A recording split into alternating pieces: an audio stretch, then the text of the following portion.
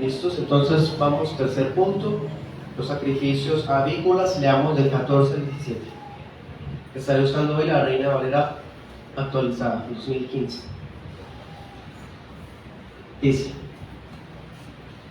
pero si su ofrenda para el Señor es un holocausto de aves, presentará su ofrenda de tórtolas o de pichones de paloma. El sacerdote la llevará al altar, le arrancará la cabeza, la hará arder sobre el altar y exprimirá su sangre sobre un lado del altar. Le quitará el buche y las plumas y los echará en el lugar de las cenizas que está al lado este del altar. Y el sacerdote la partirá por las alas, pero sin dividirla en dos, y la hará arder encima de la leña que está en el fuego sobre el altar. Es un holocausto, una ofrenda quemada de lo grato al Señor.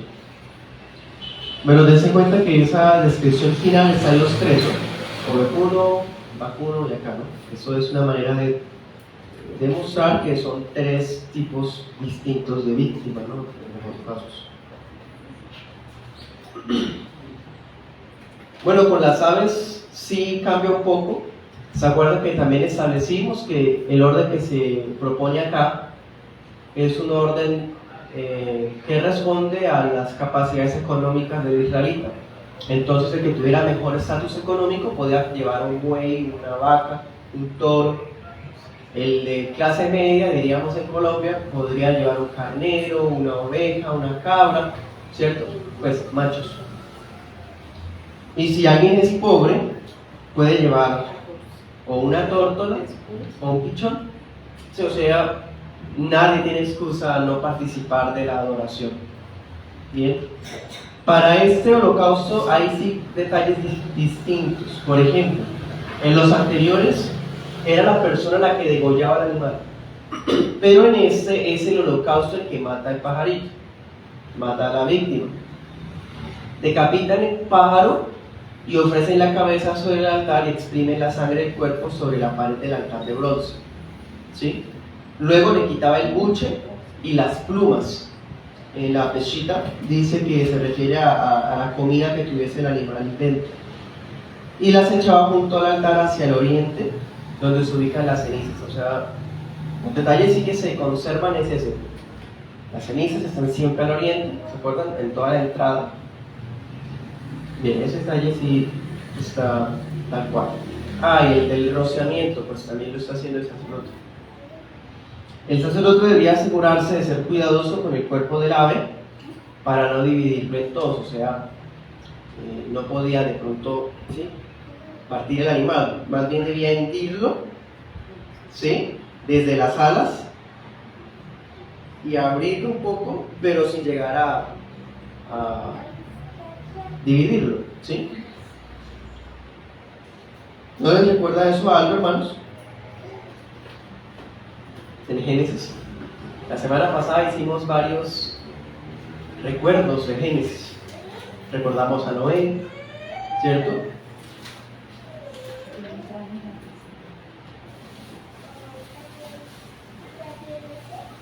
Recordamos la ubicación de la mesa de los panes de la proposición. Bueno, aquí hay otro recuerdo, Génesis 15. Cuando Abraham lleva las víctimas, ¿se acuerdan? Las parte en dos, pero cuando él lleva también vacas, ovejas y palomas, pero las palomas no las parte en dos. Lo mismo. Eso es muy interesante. Dios pasó por la mitad de los animales, pero pues los pájaros Abraham no los había partido. Eso está en Génesis 15, 9 al 10. O sea, miren la unidad que hay, ¿no? Abraham no tenía Levítico, pero la ley estaba en su corazón de tal forma que pudo discernir que era lo mejor para ofrecer algo adecuado al Señor. Y otro detalle que es el mismo prácticamente con nosotros es que el animal se consumía completamente en el fuego a fin de que el humo ascendiera al cielo. Y así pues termina la parte que dice que es un olor grato al Señor. ¿Bien? Eso es todo, hermanos, acerca de los holocaustos. Tampoco fue tan difícil como quizás temíamos. De pronto hay detalles que nos parecen un poco grotescos, pero pues era parte del día a día del culto del tabernáculo y del templo. Bien, ahora vamos a ver las aplicaciones. Tengo 5 aplicaciones a propósito de la enseñanza de este día. Primero, los holocaustos eran una expresión de adoración del israelita. Habíamos dicho también que el israelita podía llevar cuantos quisiera, cuando quisiera, pero no podía llevar lo que quisiera. Tenía que ser alguno de los 3, ¿cierto? Pero, francamente, hermanos, gracias. Nadie, sino un verdadero israelita, podía llegar a ofrecer un holocausto de olor grato. Claro, porque lo más importante del holocausto ni siquiera es el acto como tal, sino el corazón del que llevaba el animal. Primera Samuel 15:22.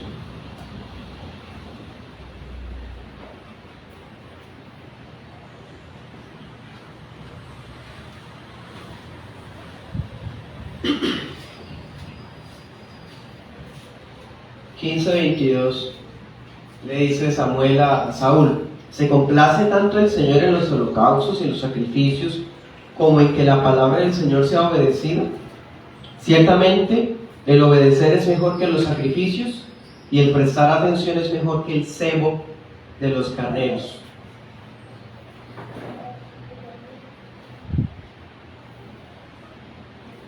Los hijos de Dios somos los únicos que podemos ofrecer una adoración genuina. Los demás pueden llegar a ofrecer una adoración fingida, meramente rutinaria, mecánica. ¿Sí? Veamos Miqueas 6:6. En ese texto de Samuel decía, la obediencia, ¿cierto? Ahora miremos Miqueas 6:6.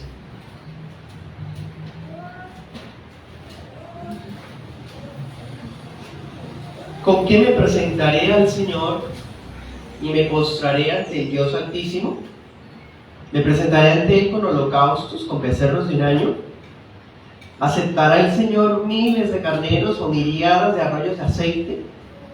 ¿Daré mi primogénito por mi rebelión, el fruto de mi vientre por el pecado de mi alma? Ah, hombre, Él te ha declarado lo que es bueno. ¿Qué requiere de ti el Señor? Solamente hacer justicia, amar misericordia y caminar humildemente con tu Dios.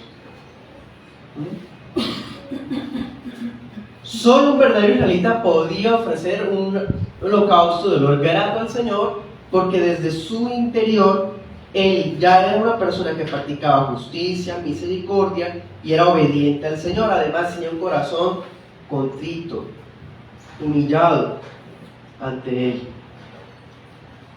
Anoten este texto, Marcos 12:33.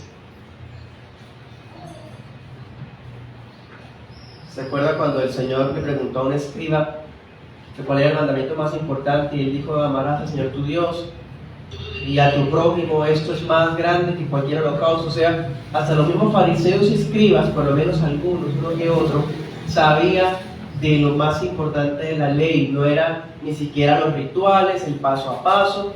Todo esto cobra sentido solamente si se brinda una adoración sincera. Todo esto no cumple su razón de ser si el israelita llegaba de manera meramente religiosa. Ahora leamos Romanos 12:1. ¿Cómo aplicamos eso a nosotros, hermano? ¿Cuál es el corazón con el que venimos a la iglesia del Señor? ¿Cómo es el corazón cuando entonamos los himnos? ¿Cómo es nuestro corazón misericordioso, justo y obediente en la semana? Romanos 12:1 dice: Hermanos, les ruego por las misericordias de Dios que presenten sus cuerpos como sacrificio vivo, santo y agradable a Dios, que es el culto racional de ustedes. No se conformen a este mundo, más bien transfórmense por la renovación de su entendimiento, de modo que comprueben cuál sea la voluntad de Dios, buena, agradable y perfecta. ¿Quién es el holocausto en los días de la iglesia? En términos prácticos, cada uno. Y vamos a adorar a Dios y sin necesidad de degollarnos, nos metemos vivos al fuego del altar de los holocaustos. Es una manera metafórica de hablar, diciendo, la adoración es rendir nuestros pensamientos, nuestros cuerpos y todo nuestro día a día en adoración. Esa es la adoración que Dios llama hoy al cristiano, ofrecerse por completo, sin reservas, en un culto racional. ¿Sí? Ahora bien, hay un detalle que había olvidado decirles la semana pasada cuando hablamos del fuego del altar. A propósito, eso es un paréntesis. El pentecostalismo, entre tantas de las cosas que dice desde el siglo pasado, usa el versículo de que el fuego nunca se apagará, el fuego nunca debe extinguirse, para instar a la gente a vivir una especie de éxtasis emocional o místico. El pasaje no está hablando de eso, hermano. De hecho, aquí que está diciendo, es un culto racional. ¿Sí? O sea, somos conscientes, hay inteligencia, ¿sí? Hay comprensión, no es algo de entrar en una especie de shock psiquiátrico o alguna especie de mover de kundalini. No, el culto al Señor es racional. Sabemos lo que estamos haciendo, por qué lo estamos haciendo, para quién lo estamos haciendo. ¿Sí? En fin, esa es la adoración verdadera. ¿Listos? A otra cosa, ese pasaje Romanos 12 podríamos dedicarnos a estudiarlo en una convención. El sacrificio de nosotros debe ser santo, debe ser agradable, racional, vivo. Pero luego dice, no se conformen a este mundo. Hermanos, examinémonos de que nuestra forma de pensar o ver la vida no sea igual que los del mundo. No se conformen a la forma de vivir de los mundanos. Bien, esa es la adoración verdadera. Segunda aplicación. El fuego del altar. ¿Qué significa? Bueno, podríamos decir básicamente dos cosas. Imagínense ese fuego consumiendo al animal hasta quedar cenizas. De un lado, ese fuego consumiendo a la víctima significa que Dios nos llama a entregarnos por completo. O sea, no hay algo en nuestra vida que podamos decir, Dios, todo esto, pero esta parte no. No, hermanos, completamente. Anote 2 Corintios 2:15.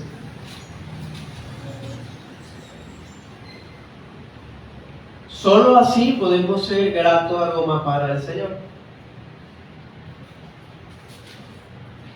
Es una entrega absoluta. El adorador se entrega absolutamente a Dios.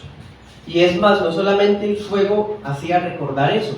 Pongámonos a pensar en ese entonces lo que sentiría el dueño del animal, quien lo crió. Pongámonos en los zapatos del que crió el animal.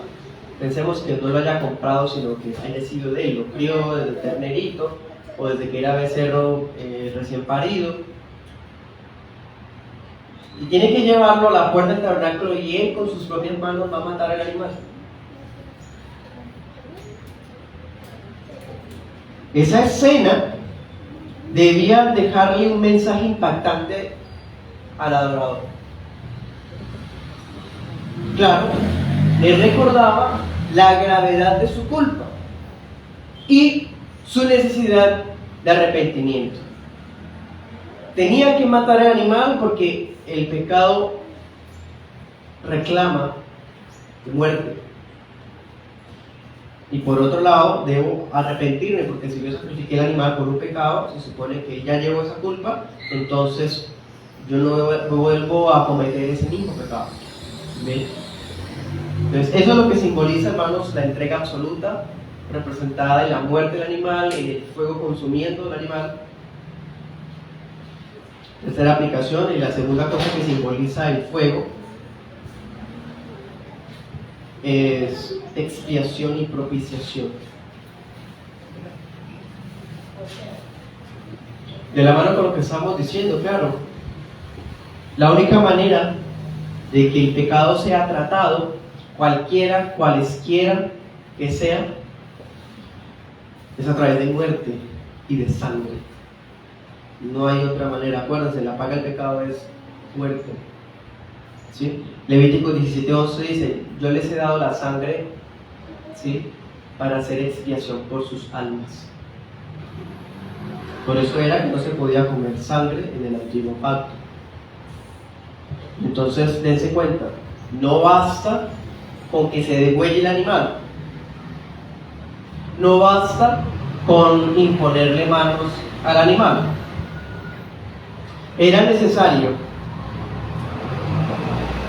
echar al animal al fuego, y ni siquiera bastaba con eso, sino que el sacerdote debía tomar la sangre del animal y rociarla en el lugar ordenado. Un mediador debía llevar la sangre al lugar santo establecido. Entonces no bastaba con la muerte del animal, imposición de manos como símbolo de transferencia, ni tampoco con el hecho de estar siendo consumido. Hay más cosas que faltan: la intervención de un mediador que lleve la sangre al lugar. Voy a citar al pastor Vicky, abro comillas: la selección de un animal sin defecto enseñaba que la salvación debía venir de fuera de uno mismo y por medio de un sustituto puro e inocente. Cierro comillas. Es un cuadro muy claro de que nadie se salva por nada que él pueda hacer. Otro debía pagar por la persona. Bien.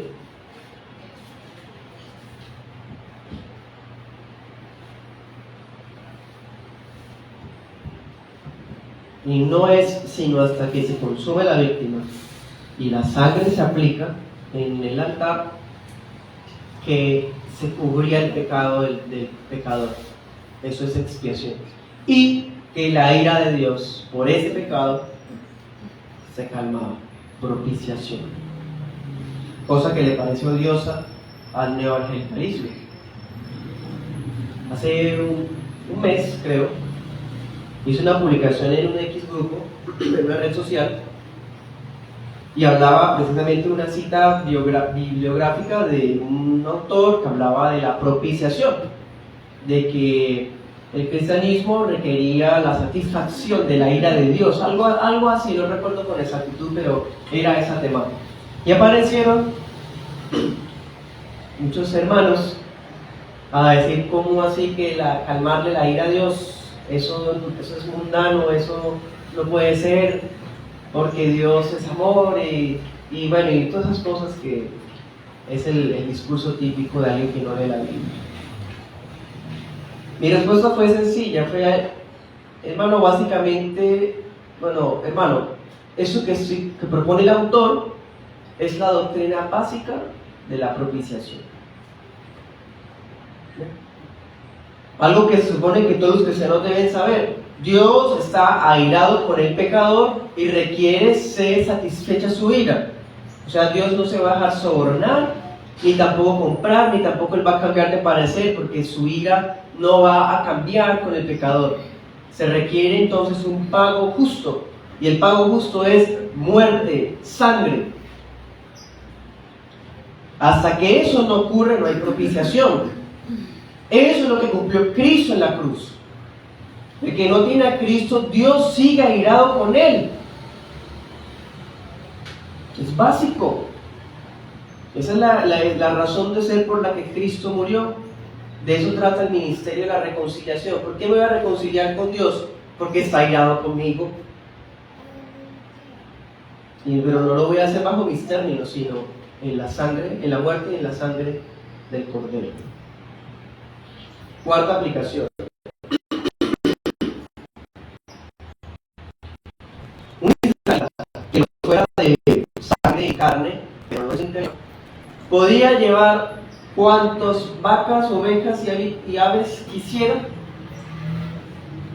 y no entender lo que estaba haciendo.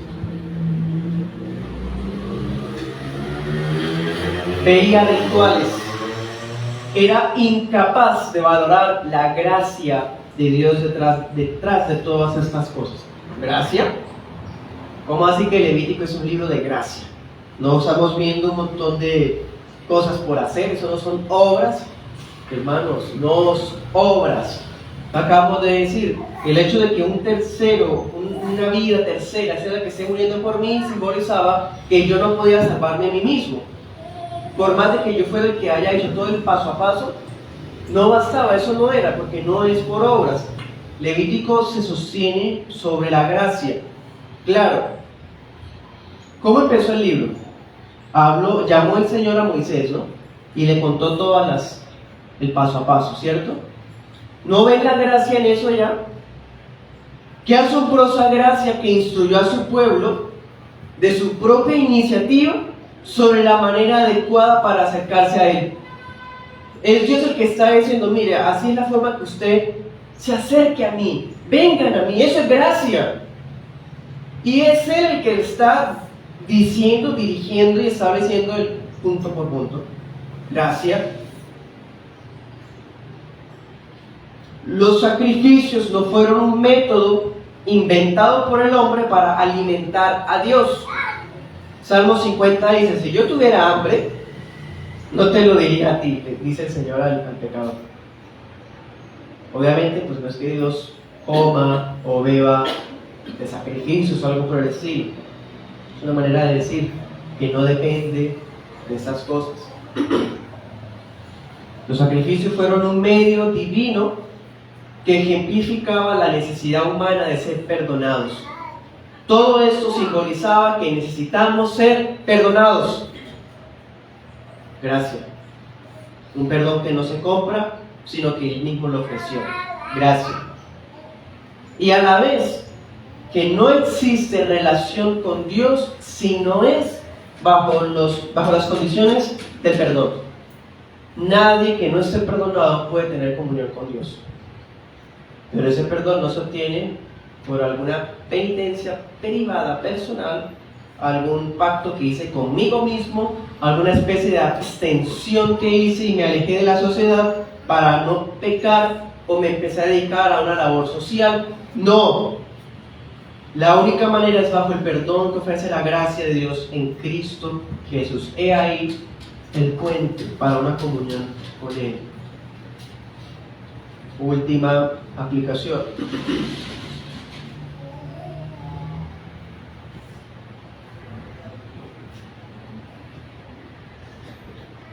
Notemos algo importante. El capítulo nos distinguió entre tres tipos de víctimas, ¿cierto? Pero no distinguió entre tipos de pecado. ¿Se dan cuenta de eso?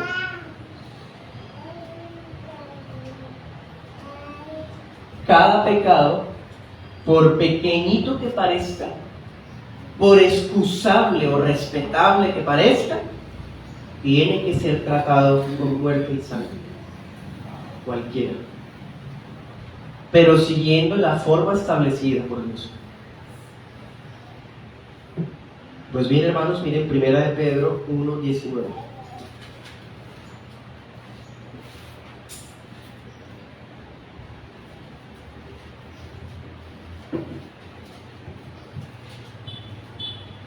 Veámoslo desde el 18.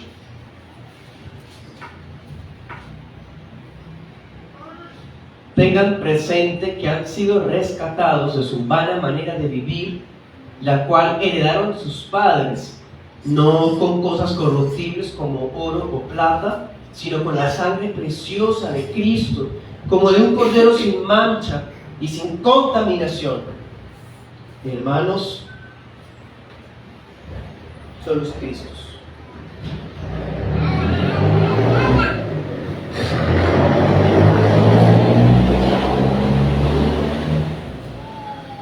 Sangre preciosa de Cristo no se utiliza para aplicarla sobre el carro, para cuando vaya a hacer un viaje, o aplicarla sobre donde me duele en el cuerpo.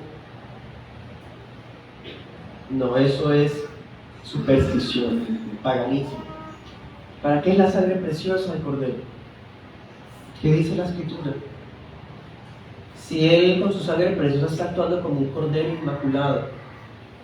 Cristo cumple los holocaustos de Levítico. Cristo es el cumplimiento de todo esto, porque Él es el varón sin defecto, santo, impecable. Satisfizo a perfección los requerimientos legales, todo lo que demandaban estas normas, y por eso Él llegó a ser un sacrificio apto a favor de los escogidos. Ahí se nos decía, macho sin defecto, un varón santo sin defecto, Cristo Jesús. Cuando mirábamos el Levítico 1, los 3 tipos de holocaustos decían, para que sea olor grato al Señor, o sea, si el holocausto cumplía los requisitos legales, era aceptado por Dios. En ese mismo sentido, si Cristo se ofreció de manera aceptable a Dios, ¿qué piensa? Fue aceptado como olor grato al Señor. Por eso los holocaustos ya no tienen razón de ser hoy, ni ningún tipo de sacrificio que alguien pretenda hacer. Anoten ese texto, Levítico 22, 19 al 21. Y leamos Efesios 5:2.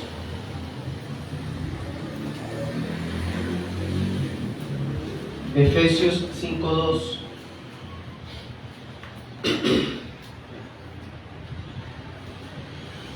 Y con eso terminamos. Dice, anden en amor, como Cristo también nos amó y se entregó a sí mismo por nosotros como ofrenda y sacrificio en olor fragante a Dios. Amén. Cristo es el holocausto perfecto. ¿Preguntas?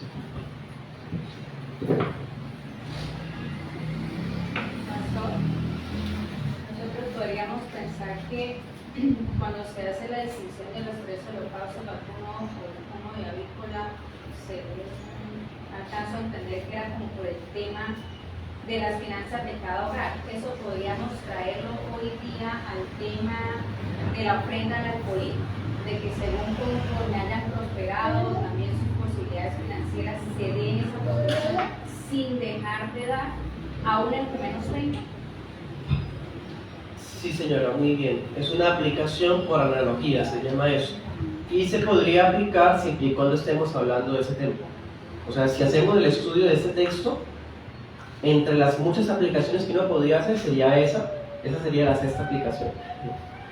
Sí, pero la intención primaria del autor es destacar todo esto: expiación, propiciación, reconciliación, perdón, santificación, obediencia, ¿sí? Ya en una segunda instancia podríamos pensar en todas las maneras de aplicarlo a la vida, y esa sería una de ellas, ¿sí?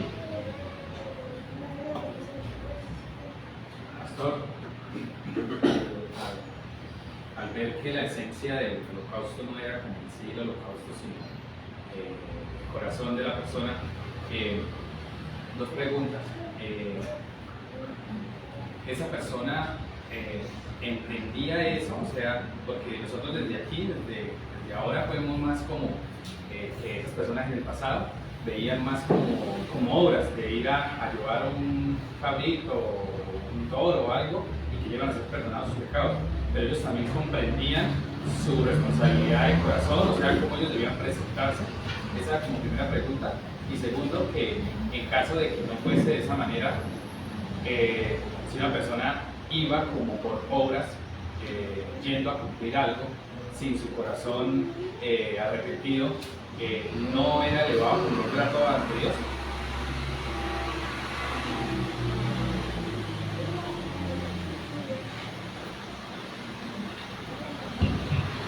Bueno,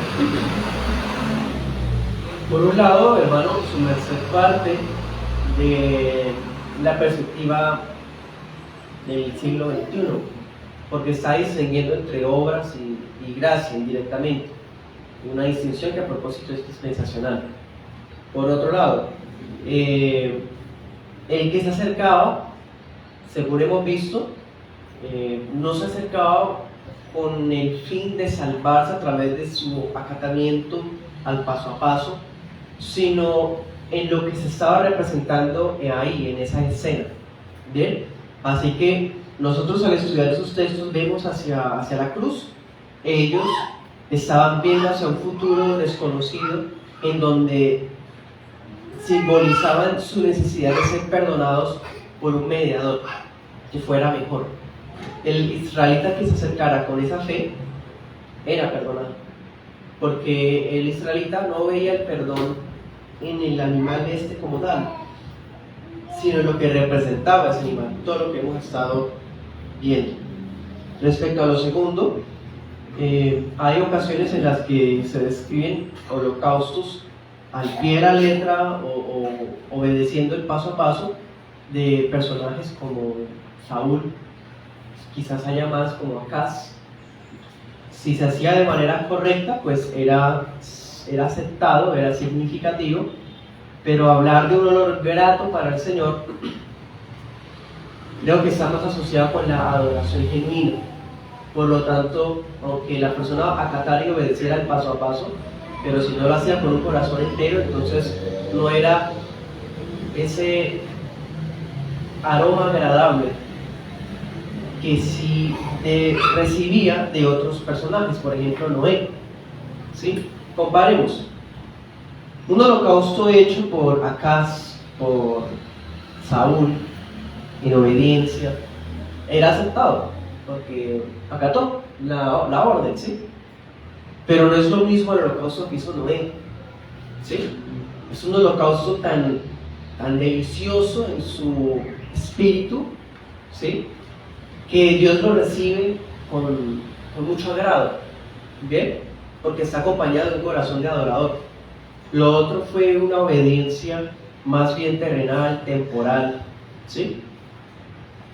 Por ejemplo, un sacrificio hecho por David es distinto, ¿sí? Tiene ya un respaldo divino que hasta la escritura no puede callar, ¿no? Lo dice. Entonces, eso quería pues responder.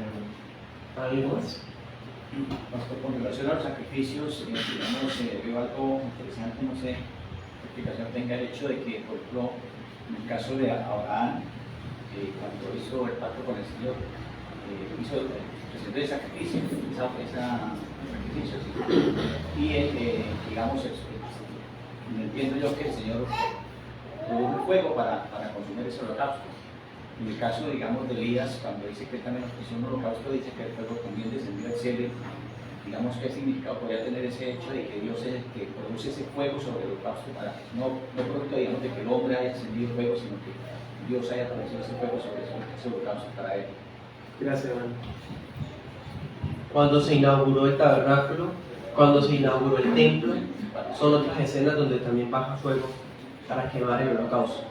Bien. Cuando desciende el fuego, si revisamos cada contexto, es como en contextos donde recién se está comenzando a retomar una práctica olvidada. Por ejemplo, con el tabernáculo, la inauguración, apenas se empieza a adorar, el fuego de Dios está ahí, que fue el que mató a David. Con el templo, apenas se va a estrenar, desciende el fuego, o sea, no interviene el hombre, sino que es Dios, ¿sí? Como mostrando que ese fuego es sagrado por él, ¿sí? Y en otros casos, como por ejemplo el de Elías, ¿sí? Que también hay una intervención de fuego, es una manera de demostrarle a los israelitas la veracidad de su nombre. Recordémonos que ellos pues estaban adorando a Baal y también al Señor y no tenían un solo Dios, sino tenían pues, ambos. Entonces el hecho de que Dios encendiera o avivara ese fuego, él mismo mostraba como esa aprobación de parte de Dios, ese sello de que él iba a recibir la adoración siempre y cuando se hiciera sobre ese fuego. ¿Sí? Esa es básicamente la idea. No era con todo algo simplemente humano, ¿sí? En donde la persona encendía el fuego y pues ya con eso se comenzaba a hacer la adoración. Siempre fue el Señor el que comenzaba encendiendo esa llama. Bueno, ¿algo más, hermanos?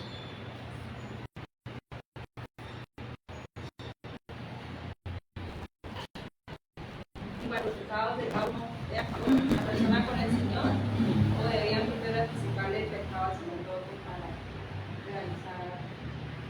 ¿Confesión? Sí, o algo así. Buena pregunta. Bien, ahí ya pues no tengo los detalles para precisarlo. Sin embargo, algunas tradiciones judías dicen que el israelita cuando traía a su víctima decía unas palabras. Probablemente esas palabras incluyan oración y confesión, pero sería una especulación, entonces no podría saberlo, ¿sí? Creo que la confesión está representada en la imposición de manos, ¿sí? O sea, al acercarme, ¿sí?, con el animal, estoy confesando mi pecado por el hecho de ponerle manos al animal, diciendo yo soy culpable, soy pecador, y esos pecados, ¿sí?, están recayendo sobre ese animal.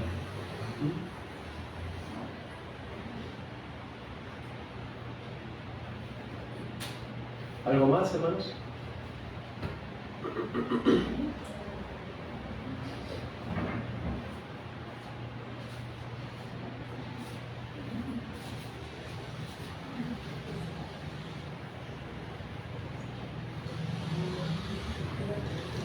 Recordemos que el holocausto no era un sacrificio por el pecado como tal. Tenía efectos expiatorios y propiciatorios, pero el holocausto en sí mismo era una ofrenda de adoración. Bien, también hay que pues, aclarar eso. Los holocaustos de expiación eran los últimos, los obligatorios.